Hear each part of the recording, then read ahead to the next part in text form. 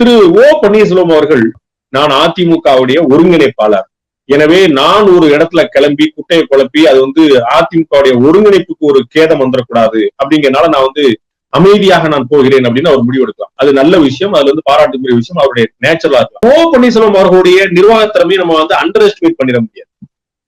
ஏன்னா அவருக்கு மொத்தம் 3 முறை முதலமைச்சருக்கான வாய்ப்பு கொடுக்கப்பட்டது. முதல் 2 முறையுமே மறைந்த முதலமைச்சர் ஜெயலலிதாவுடைய சூப்பர்விஷன்ல மட்டும்தான், அவருடைய மேலாதிக்கத்துல தான் அவருடைய முதலமைச்சர் பதவி இருந்தது. அதனால சுயமாக முடிவெடுக்கக்கூடிய வாய்ப்புகள் ரொம்ப குறைவா இருந்தது, கிட்டத்தட்ட இல்லாம இருந்தது. 3வது முறையாக ஜெயலலிதா அவர்கள் உடம்பு முடியாம இருந்த போது அப்ப அவருக்கு இந்த வாய்ப்பு கொடுக்கப்பட்டது. அப்ப ரொம்ப குறுகிய காலத்துல, கிட்டத்தட்ட ஒரு 3 மாசத்துக்குள்ள, அது டிசம்பர்ல இருந்து பிப்ரவரி வரைக்குமான அந்த முழுமையான 3 மாதத்துக்குள்ள அவர் நிறைய விஷயங்கள் முயற்சி பண்ணாருங்கிற பாக்குறோம்.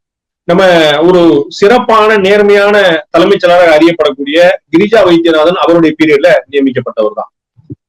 ஜல்லிக்கட்டு போராட்டம் அவருடைய காலத்துலதான் அது ஒரு இனிமையான முடிவு கொண்டு சட்ட சிக்கல் தீர்க்கப்பட்டது திரு ஓ பன்னீர்செல்வம் அவருடைய காலத்துலதான். அவரு சுப்ரீம் கோர்ட் என்ன சொல்லுமோ, மத்திய அரசு என்ன சொல்லுமோ அப்படிலாம் ஒரு பெரிய இடத்துல இருந்தது. அது முழுமையான சட்ட தீர்வை அவருடைய கொண்டு.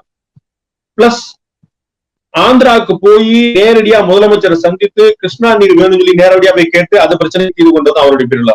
சோ ஒரு 3 மாசத்துலயே உருப்படியான நிறைய விஷயங்கள் இருந்துச்சு. கம்ப்ளைண்ட்ஸ், கிரீவன்சஸ் அப்பதும் கிடையாது. அப்ப அதற்கு மேல அவருக்கு சந்தர்ப்பம் கிடைக்கல. முதலமைச்சர் மாறுவதற்கான தேவை ஏற்பட்டது. அந்த கட்சிக்குள்ள உள்ளவர்கள் மாறினாங்க.